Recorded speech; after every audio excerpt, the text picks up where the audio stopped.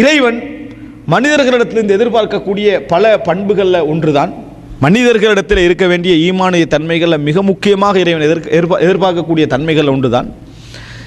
அதாவது ஈமானுடைய உறுதி வெளிப்பட வேண்டிய இடம் நமக்கு இறைவன் தருகின்ற நேரத்தில் அல்ல, நமக்கு இறைவன் தடுக்கின்ற நேரத்தில்.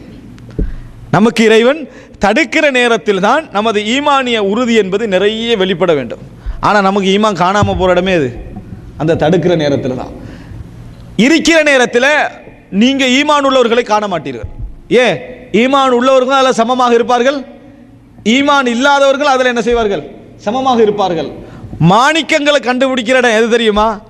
அது தனிச்சு விளங்கக்கூடிய மாதிரியான பிரச்சனைகள் அதற்கு வார நேரத்தில் தான் என்ன செய்யலாம், நீங்கள் அதை அடையாளம் கண்டுகொள்ளலாம். இந்த மாதிரி இல்லாமல் நாங்கள் நடந்து கொள்வோம் என்று சொன்னால், அதாவது ஈமானிய உணர்வு சோதனையுடைய கட்டத்தில் தான் ஒரு மனிதனுக்கு என்ன செய்யும், மிக அதிகமாக இருக்க வேண்டும். நயவஞ்சகர்கள், மதீனாவுடைய நயவஞ்சகர்கள் அடையாளப்படுத்தப்பட்ட நேரம் எல்லாம் இது குறிப்பாக ஹந்தக் யுத்தம். ஹந்தக் யுத்தத்தில் விளங்கினாங்க, இதோட முடிஞ்சது முஸ்லீம்கள் என்னது இதோட முடிகிற மாதிரி இருக்குதே என்று சொல்லி முடிவை அவர்களே எடுத்துக்கொண்டு வெளிப்படையாக என்ன செஞ்சாங்க, எதிர்க்க ஆரம்பித்தார்கள். ஆனால் முடிவு தலைகீழாக என்ன செஞ்சது போனது என்பதை நாம் என்ன செய்கிறோம், பார்க்கிறோம். எனவே அன்புள்ள சகோதரர்கள், ஒரு முஃமினுடைய முழுமையான எண்ணமும் எப்போ விளங்கணும்னா இறைவன் எனக்கு தடுக்கிற நேரத்தில் தான் விளங்கணும்.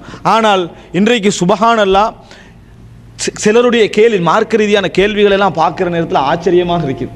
ஒரு சிலர் கேள்வி கேட்குறாங்க, அதாவது பெரிய மார்க்க விளக்கம், மார்க்க படிப்பு எல்லாமே இருக்குது, ஆனால் மார்க்க விளக்கத்தை எப்படி அவங்களுடைய உறுதிகளெல்லாம் இருக்கிறேன்னு நீங்கள் பார்த்தீங்கன்னு சொன்னால், சுபஹானல்லாஹ் நான் தொழுகிறேன், நோன்பு வைக்கிறேன், இது செய்கிறேன், இன்ஷா அல்லாஹ் அல்லாஹு தாலா எனக்கு ரஹ்மத் செய்வான்னு நினைக்கிறேன். அல்லாஹு தாலா அவர் நல்ல வார்த்தை சொல்கிறாராம். அவர் என்ன சொல்கிறாராம்? நல்ல வார்த்தை சொல்கிறாரா, அல்லாஹ் எனக்கு ரஹ்மத்து செய்வான் என்று நான் நினைக்கிறேன். அப்படின்னா இதுவரைக்கும் உனக்கு ஒன்றும் செய்யலை. இது வார்த்தை என்ன அர்த்தம் தெரியுமா? இதுவரைக்கும் அல்லாஹு தாலா எனக்கு ரஹ்மத்தே செய்யலை. அவருடைய வாழ்க்கையில் அவர் பார்க்குறாரு, எல்லா இடங்களும் அவர் சோதனையாக இருக்குது, நஷ்டப்படுறாரு, திருமணம் விவாகரத்து பிரச்சனையில் முடியுது, தொழில் இல்லாமல் போகுது, கடைசியில் அவமான பேர்கள்லாம் வருது. ஆனால் அவர் நல்லவராகவே வாழ்கிறாரு. இப்போ இவர் எடுக்கிற முடிவு என்னென்னா, இன்னும் அல்லாஹ் எனக்கு என்ன செய்யலை, ரஹ்மத்து செய்யலை, இன்ஷா அல்லாஹ் இன்னொரு 5 வருஷத்தில் அல்லாஹ்வுடைய ரஹ்மத் என்ன செய்யலாம், வரலாம், இன்னொரு 2 வருடத்தில் ரஹ்மத் என்ன செய்யலாம், வரலாம். இவர் எப்படிப்பட்ட ஆபத்தில் இருக்கிறார் என்று சொன்னால், மற்ற சாதாரண மக்களை விட பெரிய ஆபத்தில் இருக்கிறார் ஈமானிய பகுதியில். இந்த வார்த்தை என்ன சொல்லுது, ஒரு மனிதனுடைய இந்த வார்த்தை என்ன சொல்லுது, இவர் இறைவனை பற்றி இவரது கெட்ட பார்வையை இது சொல்கிறது.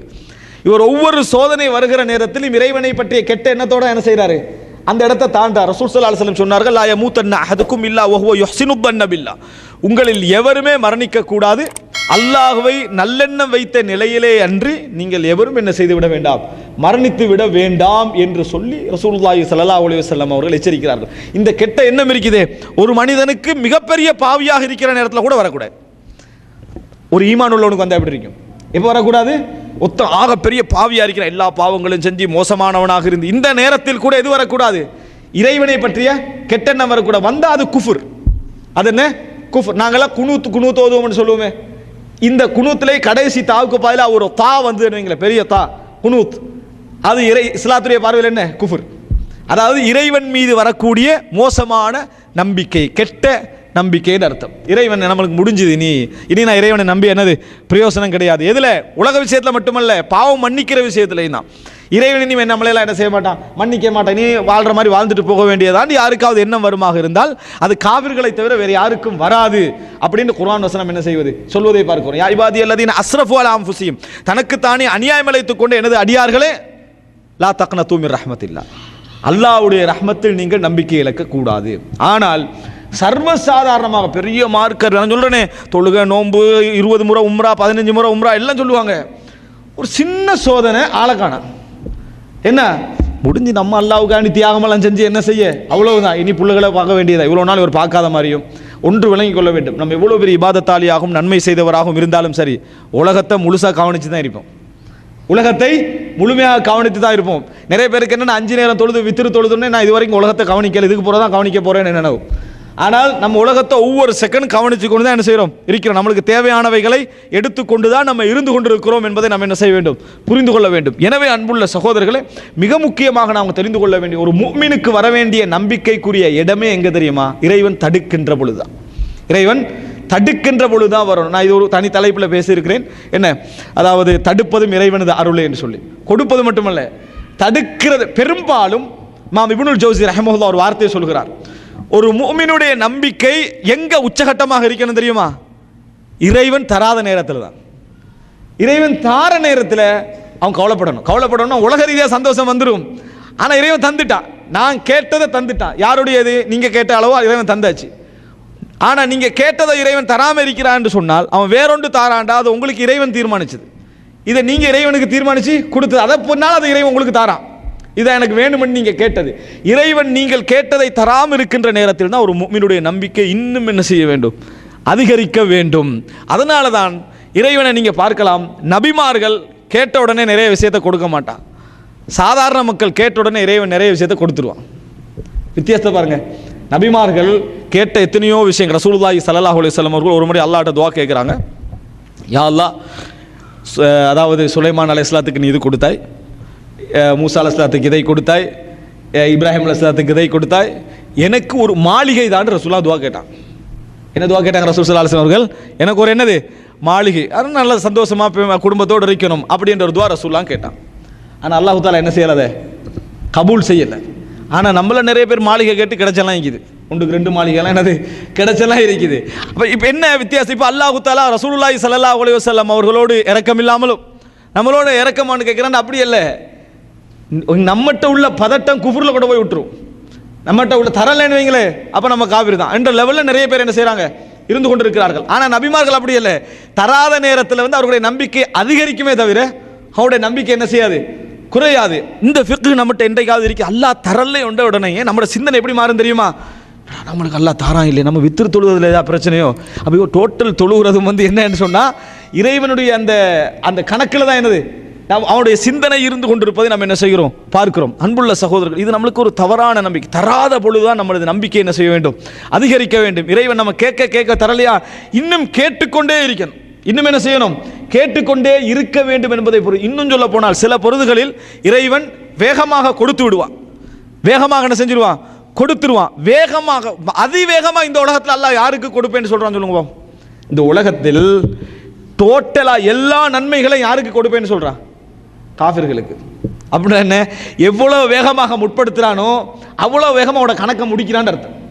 எவ்வளவு வேகமாக முற்படுத்துறானோ அவ்வளவு வேகமாக கணக்கு முடிக்கிறான். இதை வைத்து தான் பல அறிஞர்கள் என்ன சொன்னார்கள் என்று சொன்னால், கௌஃப்வாசிகள் துஆ கேட்டாங்களே, கௌஃப்வாசிகள் 2 பேர்.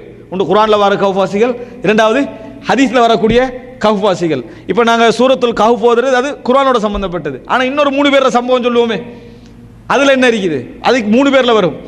அது ஹதீஸில் வரக்கூடிய அந்த அந்த கல் விழுந்து அடைப்பட்டது. அதில் அவர் நன்மையை முற்படுத்தி தான் அவங்க துஆ கேட்குறாங்க. யாலா நான் இப்படி செஞ்சேன் அதைத்தான், யாலா நான் இப்படி செஞ்சேன் அதனால தாண்டு. இது விரும்பத்தக்க விஷயம் அல்ல. இது விரும்பத்தக்க வரவேற்கத்தக்க விஷயமெல்லாம் அல்ல. ஒரு மூமின் தான் செய்கிற நன்மையெல்லாம் அல்லாட்ட சொல்லி சொல்லி இந்த உலக விஷயங்களை கேட்டுக்கின்றதுக்குதே, அது நல்லதல்ல. அனுமதிக்கப்பட்ட விஷயம். என்ன விஷயம்? அனுமதிக்கப்பட்ட விஷயமே தவிர ஒரு சதகா செஞ்சிடுறது, என்ன பிரச்சனை வந்தாலும் சரி, யா அல்லாஹ் அன்றைக்கு ஒரு சதகா நான் செஞ்சனா இல்லையா, அதை வச்சு என்னை இதை காப்பாத்திரு அப்படின்றது. இன்னொரு சிக்கலில் மாட்டிடுற, யா அல்லாஹ் அன்றைக்கு ஒரு சதகா நான் செஞ்சனா இல்லையா, அதை வச்சு என்னை காப்பாத்திரன்றது இறைவன் விரும்பக்கூடிய விஷயம். அதாவது மார்க்கத்தில் விரும்பத்தக்க விஷயம் அல்ல, ஆனால் அனுமதிக்கப்பட்ட ஒரு விஷயம் என்பதை நம்ம புரிந்து கொள்ள வேண்டும். எனவே நன்மைகளை முற்படுத்தி கேட்பது, நன்மைகளை வச்சு கேட்பதெல்லாம் நம்ம அவசரப்படுறோம். இந்த விஷயத்தில் எதை அவன்கிட்ட காட்டுறோம். எனவே நம்ம எங்க அளவு எப்படி இருக்கணும் என்றால், இப்போ அந்த நன்மையை வச்சு அவங்க உலகத்தை தானே அடைஞ்சு கொண்டாங்க. அந்த நன்மையை கொடுத்து அவங்க என்ன கேட்டாங்க? கல்லை என்ன செய்து அகற்றி விடு அப்படின்னு கேட்டாங்கன்னு தான் பார்ப்போம். ஆனால் ரசூல் ஸல்லல்லாஹு அலைஹி வஸல்லம் உடைய எந்த துஆலையும் நீங்கள் பார்க்க மாட்டீங்க. ரசூல் ஸல்லல்லாஹு அலைஹி வஸல்லம் கேட்ட எவ்வளோ துஆ எங்கள்கிட்ட வந்திருக்குது, எந்த துஆலையும் பார்க்க மாட்டீங்க. ரசூலுல்லாஹ் எந்த தியாகத்தை அல்லாஹ்ட்ட சொல்லி ரசூல் ஸல்லல்லாஹு அலைஹி வஸல்லம் துஆ கேட்ட ஒரு சம்பவத்தை நீங்கள் என்ன செய்ய மாட்டீங்க? பார்க்க மாட்டீங்க. அப்போ அந்த முற்படுத்தி கேட்டல் என்பது அவ்வளோ என்னது வரவேற்கத்தக்க விஷயம் இல்லை. எனவே எங்கள்கிட்ட எது இருக்கணும் என்றால், தடுக்கிற நேரத்தில் இறைவனது அருள், இந்த ஃபிக்ஹ் நம்மிடத்தில் வளரணும். இறைவன் எங்களுக்கு தடுக்கிறான், தராமல் பொருளாதாரம் வராமல் போகுது, ஒரு அந்தஸ்து வராமல் போகுது, ஒரு கௌரவம் வராமல் போகுது, நஷ்டம் அடைகிறோம், கேவலம் அடைகிறோம், என்ன நடந்தாலும் சரி நம்ம ஈமான்ல உறுதியாக இருந்தோம் என்று சொன்னால் இறைவனது அருளை நினைக்கணும். அதை இமாம் இப்னுல் ஜௌஸி ஒரு வார்த்தை சொன்னேன். இமாம் இப்னுல் ஜௌஸி ரஹ்மத்துல்லாஹி சொல்கிறார்கள், ஒரு அடியான் வந்து துஆ கேட்கிறான், அல்லாஹ்ட்ட கொடுக்கல, திருப்பி கேட்குறான், கொடுக்கல. இப்படி கொடுக்காம இருந்துட்டு போகிற நேரத்தில் சில நேரங்களில் சிலர் அவசரப்பட்டு விடுகிறார்கள், துஆவை விட்டுறாங்க. அப்ப இறைவன் என்ன செஞ்சிடறான்? கொடுத்துடுறான். இறைவன் கொடுத்து விடுகிறான். அவன் கொஞ்ச நேரம் பொறுத்திருக்க இறைவன் என்ன செஞ்சிருப்பான்? அவனுடைய உதவி வந்தே இருக்கும், உடனே வந்திருக்கும். இறைவன் வந்து என்னத்துக்கு அந்த டைமை கொடுக்குறான்னு சொன்னால் உங்களுடைய நம்பிக்கையை சோதிப்பதற்கு தான். நம்ம ஒரு நாள் கேட்டு பார்க்குறோம், 2 நாள் 3, நம்ம எல்லாம் பெரும்பாலும் ஒரு மாதத்துக்கு ஒரு துவா கேட்ட மாதிரியெல்லாம், உயிரை விட்டு கேட்ட மாதிரியெல்லாம் பெரும்பாலும் குறைவு. ஒரு துவா 2 முறை கேட்டாச்சு, அதை நினச்சி சந்தோஷப்பட்டுக்கிட்டோம், நம்ம துவா கேட்டமா இல்லையாடு. அப்படி இருக்கக்கூடாது. திருப்பி ஒருத்தன் துவா கேட்டுக்கிட்டே இருக்கிறான். தராத பொழுது அவனது தால்லுக், நம்பிக்கை இறைவனில் இன்னும் அதிகரிச்சுக்கிட்டே என்ன செய்யணும்? போக வேண்டும் என்றதுதான் ஒரு துவா, அவனுக்கு ஒரு வணக்கம் என்கின்ற அடிப்படையில் அவனோட லைஃப்பில் என்ன செய்யணும்? இருக்க வேண்டும். எனவே அன்புள்ள 4வது விஷயம் நம்ம புரிந்து கொள்ள வேண்டிய அம்சம், ஒரு முஃமினை பொறுத்த வரைக்கும் இறைவன் மீது உள்ள நம்பிக்கை அவன் தடுக்கின்ற பொழுது அதிகரிக்க வேண்டும். அப்படி என்றால் இறைவன் தடுப்பதும் எங்களுக்கு ஒரு அருள். இறைவன் தடுப்பதன் மூலமும் உதவி செய்வான். இதன் மூலம் உதவி செய்வான், எங்களுக்கு தடுப்பதன் மூலமும் இறைவன் உதவி செய்வான் என்பது ஒரு முஃமினுடைய ஃபிக்ஹில் என்ன செய்யணும்? இருக்க வேண்டும். ரசூல் ஸல்லல்லாஹு அலைஹி வஸல்லம் உஹது யுத்தத்தில் தோல்வி என்பது தடுத்தது. எதை தடுத்தது? வெற்றியை தடுத்தது என்பது நபித்தோழர்களோட உள்ளத்தில் என்ன வளர்க்கல? விரக்தியையோ மற்றபடி மனப்பான்மைகளோ அவர்களை என்ன செய்யல? வளர்க்கவில்லை என்பதை நாங்கள் புரிந்து கொள்ள வேண்டும்.